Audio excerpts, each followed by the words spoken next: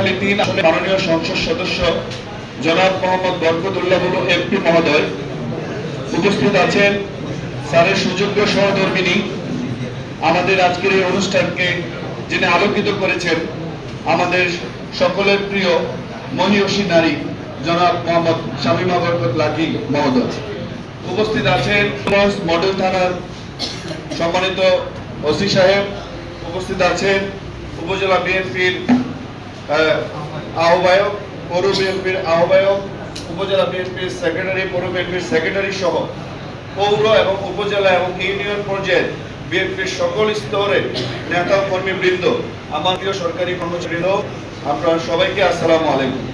এই অনুষ্ঠানে সভাপতি হিসেবে আসলে শেষে আমরা বক্তব্য দেব, কিন্তু আমরা জানি আমাদের যে প্রধান অতিথি মহোদয় তিনি অত্যন্ত প্রাজ্ঞ, অত্যন্ত জ্ঞানী, অত্যন্ত অভিজ্ঞ।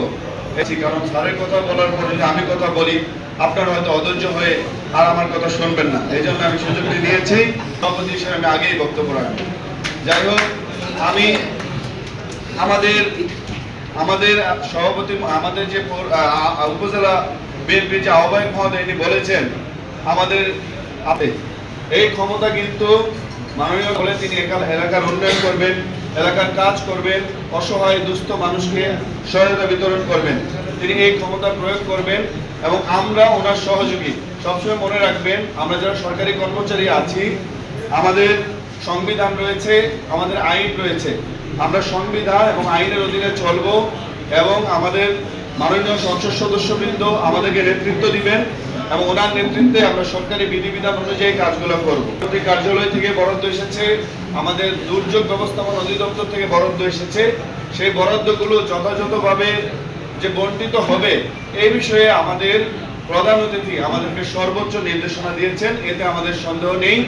আমরা সবসময় স্যারের লিডারশিপে আমরা কাজ করতে, আমরা সবসময় আমার যে সরকারি অফিসার রয়েছে স্যার টিম, সেই টিম আপনার নেতৃত্বে কাজ করতে তারা সবসময় খুব স্বচ্ছন্দ বোধ করে, কারণ আপনি সবসময় আমাদেরকে একটি কথা বলেন, আমাদেরকে আইন এবং বিধি অনুযায়ী চলার জন্য বলেন, তাহলে আসলে কোনো গ্যাপ থাকে না, আমাদের মাঝে কোনো গ্যাপ নেই এবং সরকারি সেবা সর্বোচ্চ পর্যায়ে বিতরণ করার জন্য আমরা সবসময় উদ্যোগী। আজকের এই প্রোগ্রামে যারা চেক পাবেন তাদেরকে আমি অনুরোধ জানাবো যে এই চেকটি পাওয়ার পরে আপনি চিন্তা করবেন আপনার ইউনিয়নে অসহায় লোক কিন্তু আরো অনেক আছে, আপনারা কিন্তু প্রিভিলেজড, এরপরও হয়তো আবার তহবিল আসবে, আবার অন্য কাউকে দেওয়া হবে। তো সবসময় আপনি পাবেন এই বিষয়টা কিন্তু মাথায় রাখা যাবে না। আপনি একবার পেয়েছেন, আপনি কৃতজ্ঞ থাকবেন, পরবর্তীতে যদি আপনার নাম ভুলেও চলে আসে আপনি বলবেন আমি প্রথমবার পেয়েছি, আমাকে না দিয়ে আমার পাশে আরেকজন অসহায় ব্যক্তি আছে, প্রতিটি ঘরে ঘরে জরিপ করে তালিকা করা হবে আসলে কার ফ্যামিলি কার্ড প্রয়োজন। তাহলে কতটুকু বিচক্ষণ হলে সরকার একদম ডোর টু ডোর জরিপ করে কিন্তু তালিকা করবে। আমাদের ফ্যামিলি কার্ড কিন্তু শুরু হবে আজকে জুলাই মাসের 1 তারিখ, আমরা এই অর্থ বছরে আমাদের ফ্যামিলি কার্ড কার্যক্রম শুরু হবে। তো আসলে এটা একটা পার্মানেন্ট একটা ফান্ড, আপনি প্রতি মাসে পাবেন। আর এছাড়া বিভিন্নভাবে বিভিন্ন তহবিল থেকে যে সাহায্যগুলো আসছে সেই সাহায্যগুলো আমাদের কাছে তালিকা সহ কিন্তু আছে।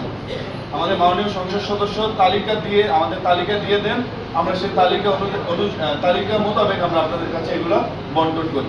শেষ তারিখ 25 তারিখ আমরা বিভিন্ন কাজে ব্যস্ত, তার সংসদ অধিবেশন থেকে একটু বের হয়ে আমাকে ফোন দিয়েছেন যে আমার ঐচ্ছিক তহবিল থেকে কিছু অনুদান এসেছে, আপনি এটা তাড়াতাড়ি এটা যেন ব্যাক না যায় আপনি সেটা ব্যবস্থা নেন। আমি সঙ্গে সঙ্গে কিন্তু ব্যবস্থা নিয়েছি, অর্থাৎ সংসদে বসেও তিনি আপনাদের কথা ভেবেছেন। আমি শুধু এটা বলবো, আমরা সরকারি কর্মচারী, আমাদের উপর আস্থা রাখবেন এবং আপনারা যারা রাজনৈতিক নেতৃবৃন্দ, আপনাদের উদ্দেশ্য দেশের উন্নয়ন, আমরা যারা সরকারি কর্মচারী আমরা আপনাদের সহযোগী। থানায় গিয়ে আপনারা বিভিন্ন মামলার জন্য তদবির করেন, ইউনো অফিসে বিভিন্নভাবে এসে বিভিন্ন লোকজনকে নিয়ে আসেন। অতীতে দেখেছি যে এই ধরনের নজির ছিল, বর্তমানে আপনারা এ ধরনের দাবি আমাদের কাছে আনবেন না বলে আমরা বিশ্বাস করি। আমরা যেন সঠিক পথে চলতে পারি